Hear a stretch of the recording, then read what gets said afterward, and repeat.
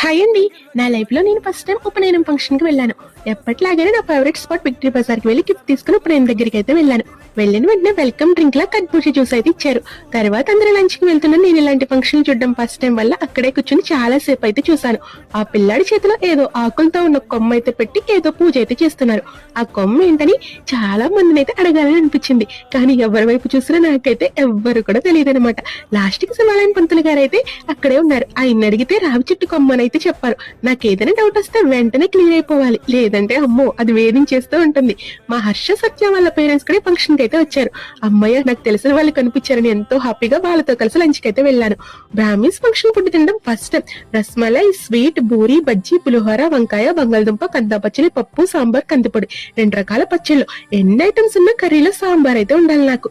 Last లో pan కూడా ఇచ్చారు. చూడ్డానికి క్యూట్ గా ఉంది కదా అని తెచ్చేసి మా శైలికి అయితే ఇచ్చాను. అదొక పని అయితే పట్టేసింది ఈ పాన్ ని.